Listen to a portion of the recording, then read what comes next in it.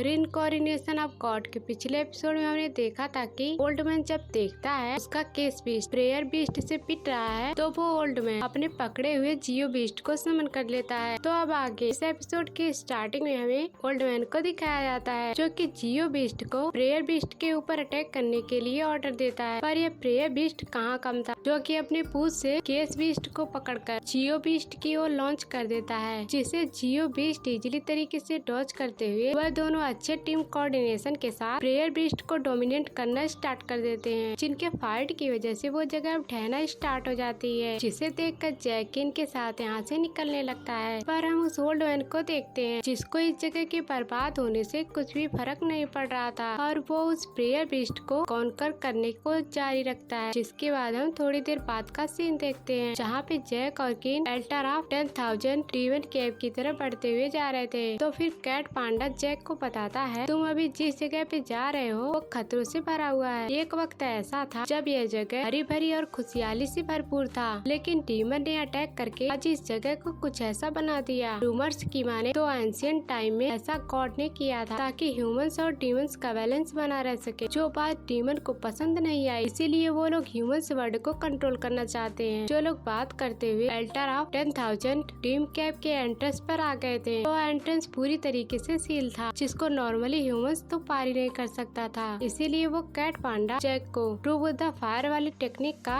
Use करके shield gate पर attack करने को कहता है, क्योंकि यह बुद्धा फायर पावर ऐसी पवित्र चीज है जिससे डीमन डरते हैं, जिससे बुद्धा फायर टेक्निक से वह खुल जाएगा। तो जैक यह बात जानने के बाद अपने बुद्धा फायर टेक्निक को यूज करने के लिए ट्राई करता है। वह इस फायर को अपनी स्वॉर्ड पर ठीक तरीके से कंसंट्रेट न करने की वजह से यूज नहीं कर पाता, जिसे देखकर कैट पांडा जैक का मजाक उड़ाने लगता है और कहता है तू क्या डीमन को मारेगा, तू रहने दे, सबसे पहले तुम तो अपने पावर को कंट्रोल करना तो सीख जाओ। इस बात से जैक को इतना ज्यादा गुस्सा आता है जिसकी वजह से वो अपनी बुद्धा फायर टेक्निक का यूज तो करता ही है और साथ ही शील्ड गेट को पूरी तरीके से डिस्ट्रॉय करने के बाद उस पार आने में कामयाब रहता है, जहाँ पे वो कई सारे डीमंस को शहर पर इसी तरह का रिचुअल फॉर्मेशन करता हुआ देखता है। इसकी हालत को देखकर जैक फ्लैशबैक में चला जाता है, जहाँ पे हम शहर को उसके मैजिकल थ्रेड का छोटा सा हिस्सा जैक को देते हुए देख पाते हैं, इसका यूज करके जैक अपने आप को प्रोटेक्ट कर सके जिस टाइम उसकी पावर धोखा दे देती है। इसे जैक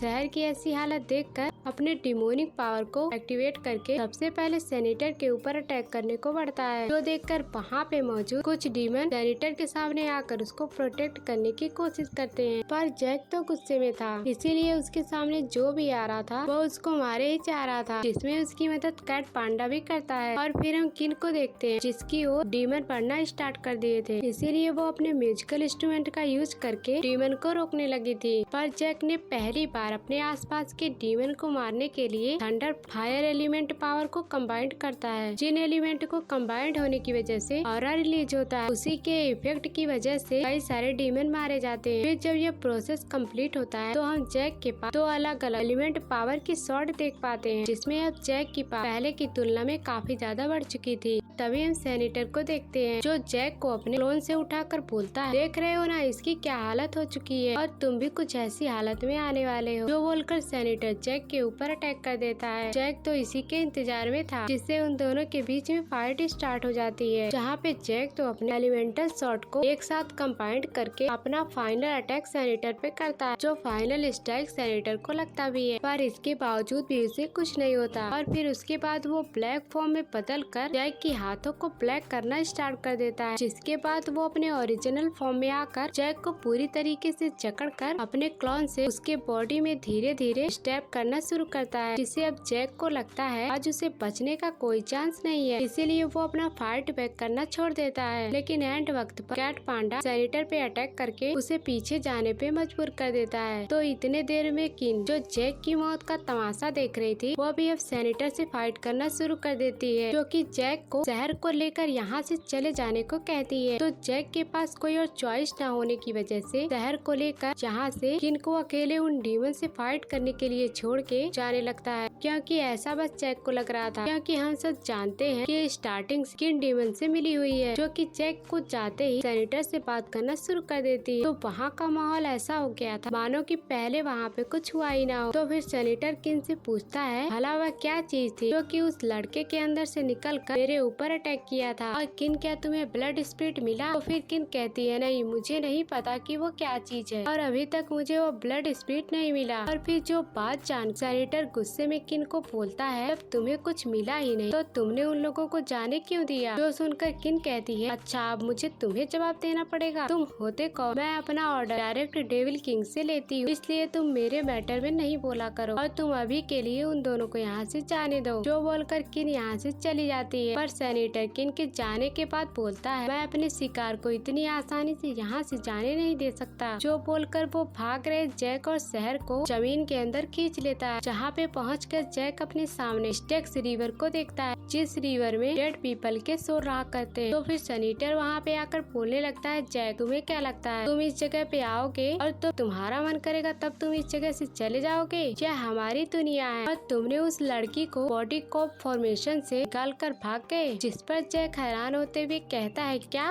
बॉडी कॉप फॉर्मेशन, भला ये क्या है? तो फिर सैनिटर बताता है हम बॉडी कॉप फॉर्मेशन से स्ट्राइक रिवर को डीएक्टिवेट करके उसके एंडलेस यानी कि कभी न खत्म होने वाले उसके डार्क वाटर से इस पूरे वर्ल्ड को खत्म कर देना चाहते हैं। जो सैनिटर बोला ही था कि इतने में वहाँ पे एक नदी बहना शुरू हो जाती है जो कि स्टेक्स रिवर था, जिसकी बातें सुनकर जैक सैनिटर पे अटैक करने की कोशिश करता है, क्योंकि कहीं न कहीं जैक की इसमें गलती थी। पर सैनिटर अपने क्लॉक से जैक को पीछे फेंक कर इसे गिराने की हालत में ला देता है, लेकिन इसके आगे सैनिटर कुछ कर पाता कि तभी किन वहाँ पे एंट्री मारकर सैनिटर को पीछे जाने पे मजबूर कर देती है। जो कि यह सब कम था कि एक एरो सीधी कोई सैनिटर के ठीक क्लॉक पर शूट कर देता है, जो कि एरो सीधा उसके क्लॉक के आर पार निकलता है। जिसके बाद हम वहाँ मैजिकल बीस्ट पे सवार दो लोगों को देखते हैं, जिनसे सैनिटर उनके बारे में पूछता है कि तुम लोगों की इतनी हिम्मत कि तुम लोग इस फाइट में इंटरफेयर करो, रो किसने मुझ पर शूट किया? तो जो लड़का अपना जियान और ये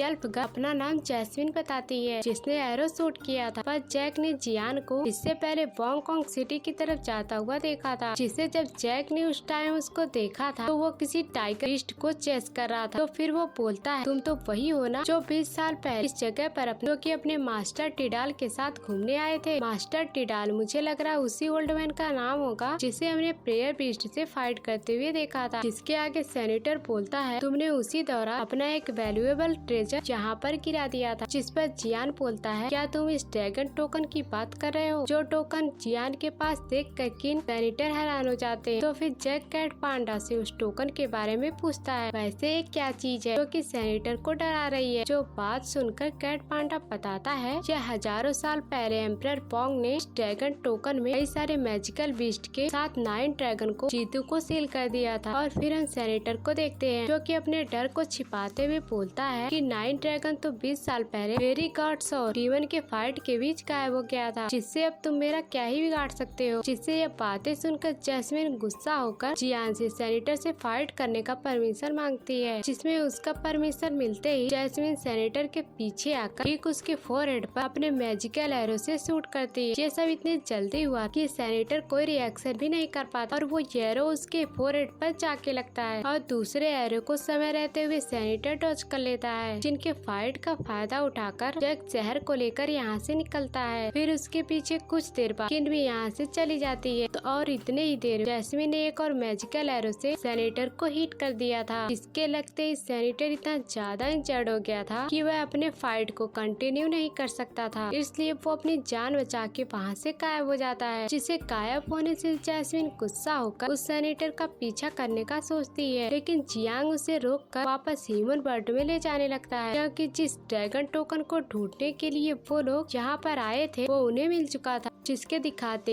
ये एपिसोड यहीं पर एंड हो जाता है। Thanks for watching.